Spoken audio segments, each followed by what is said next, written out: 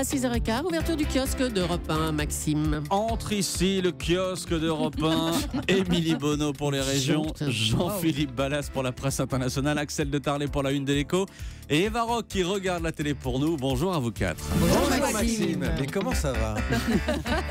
Pas bien apparemment. La crise grecque revient en une ce matin. On commence avec vos quotidiens nationaux. Grèce, le salut ou le chaos, titre les Échos. Athènes joue son va-tout avec ses dernières propositions. Que veut vraiment Alexis Tsipras, se demande le Figaro. Après l'adoption définitive de la loi Macron, le Parisien s'intéresse ce matin à l'avenir du ministre de l'économie. Un ministre qui pourrait se présenter aux législatives en 2017. Il y songe un peu, il est courtisé beaucoup. On lui a proposé de s'implanter en Côte d'Or, dans les Hautes-Pyrénées, en Normandie, dans la Somme ou encore dans le Val-de-Marne.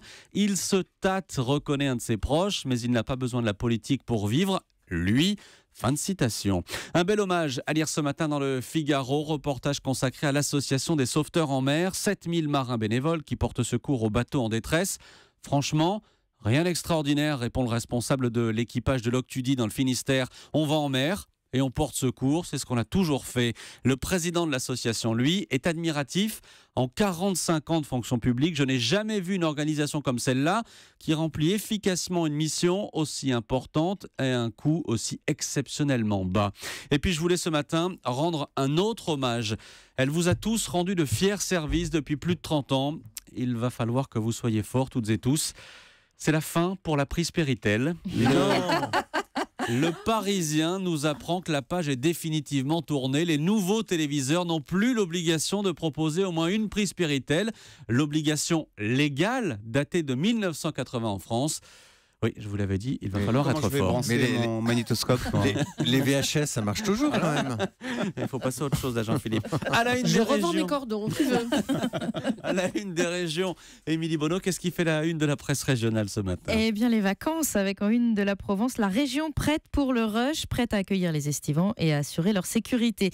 Dans Vosges matin, la colère monte chez les agriculteurs. Nouvelle action coup de poing hier pour dénoncer la baisse du prix du lait. Et puis l'exceptionnel trésor romain découvert et en photo en une du Midi Libre. Des fresques romaines datées du 1er siècle avant Jésus-Christ ont été mises au jour à Arles hier. Elles sont uniques en France. L'histoire du jour, Émilie, elle est à lire dans la République du Centre à Orléans. Une petite fille de 3 ans a passé la nuit toute seule au centre aéré. Oui, et c'est une nuit de cauchemar qu'ont passé ses parents. Mercredi soir, la nounou devait aller chercher la petite Abby au centre de loisirs. Quand elle arrive, l'animateur lui dit que la maman est déjà venue la récupérer. Elle ne s'inquiète pas, mais la mère de l'enfant, elle, ne comprend pas, évidemment, et appelle le père. Tous les deux, affolés, alertent la police. Une enquête pour disparition inquiétante est ouverte. Suivent des heures d'angoisse jusqu'au petit matin. Quand arrive la femme de ménage, 6 heures, elle découvre la fillette en train de dormir sur un matelas dans une des salles du centre. Pas traumatisée. Selon un policier, elle s'est débrouillée en prenant du gâteau et du jus de fruits dans le frigo. L'animateur, visiblement, a confondu 2 enfants.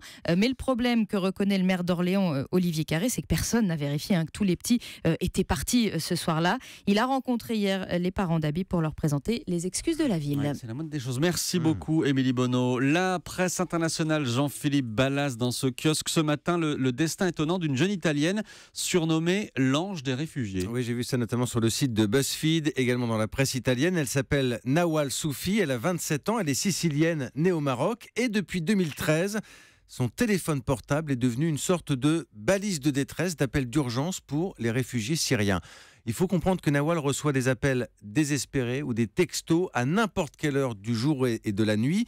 Les voix, les messages de celles et ceux qui sont en pleine mer au moment où il l'appelle, sur des embarcations de fortune et qui essaient d'atteindre les côtes italiennes. Pourquoi est-ce qu'ils ont son numéro à elle ? Parce qu'il y a 2 ans, Nawal a participé à une opération humanitaire en Syrie. Elle a aidé à acheminer des médicaments à Alep et sur la route, eh bien, elle a donné parfois son numéro de portable, un numéro qui s'est vite répandu parmi tous les candidats au départ. Alors au début, bien sûr, Nawal a eu du mal à comprendre, mais très vite, elle a pris les réflexes.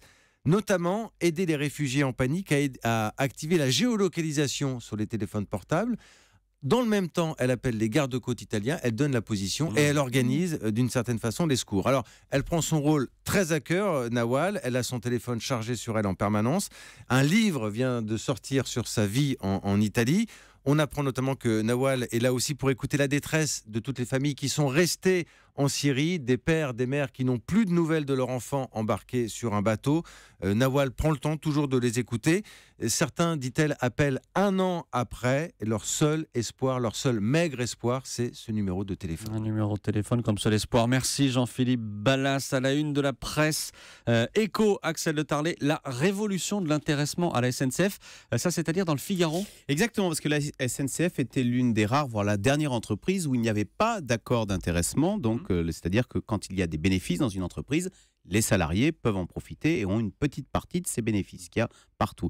C'est chose faite. Depuis hier, il y a eu enfin un accord d'intéressement à la SNCF qui fait que les 150 000 cheminots vont toucher à partir de l'année prochaine une prime d'intéressement qui s'élèvera pour l'année prochaine à 400 €. Voilà. Pourquoi est-ce qu'il n'y en avait pas avant de Alors, l'intéressement ? pourquoi est-ce qu'il n'y en avait pas avant ? C'est ça qui est très intéressant. C'est bah parce oui. que la CGT était contre. Et pourquoi elle était contre ? Parce qu'elle estimait qu'on inculquait l'idée de la recherche du profit, les notions du privé dans le service public et qu'au fond, ces primes d'intéressement, c'était un peu le début de la privatisation rampante de la SNCF. Donc elle s'y est toujours opposée par idéologie, on peut le dire.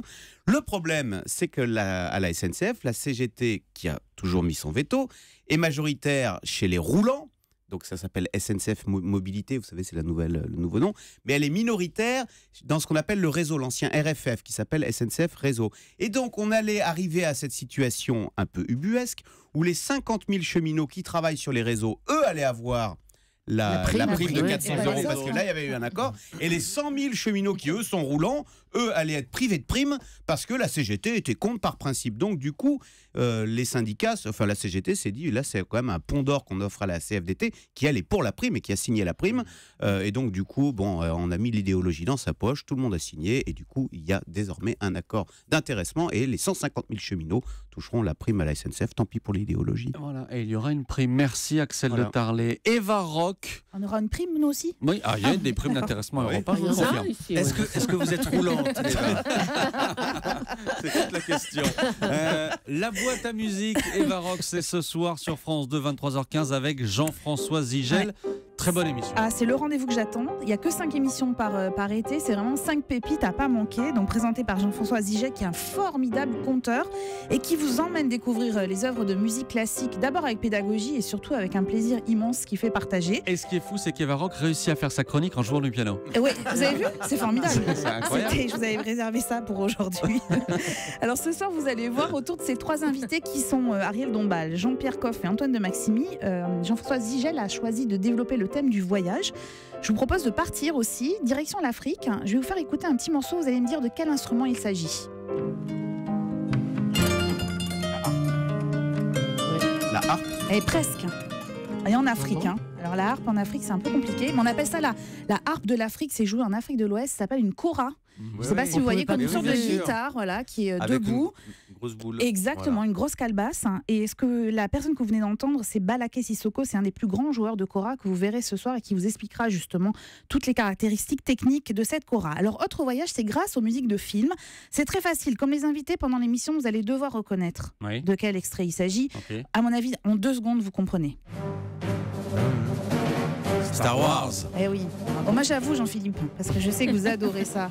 Est-ce que vous connaissez l'auteur de cette musique John ou pas ? Williams. Exactement. Mais alors, est-ce que Il est mort d'après il n'y a vous... pas longtemps, non, c'est ça? Ah non, il est toujours il est vivant. toujours Ensuite, vivant. alors, Ouais, il n'y a ouais. pas un Williams Mais qui- pour la première fois, il va être remplacé par Alexandre Desplat. Zut. Par Ah, Alexandre pour le- Desplat, par Oui, c'est ça, pour Alexandre le Desplat, prochain Star Wars. par un Exactement, Français le français. pour un des Oui. dérivés de Star Ouais. Wars. Mais alors, d'après vous, est-ce que c'est une œuvre originale ou qui a été inspirée d'une composition classique ? Je pense que si vous posez la question, je c'est sais que que c'est c'est inspiré. inspiré. Ah ça ben, s'inspire souvent. réponse en musique. Écoutez.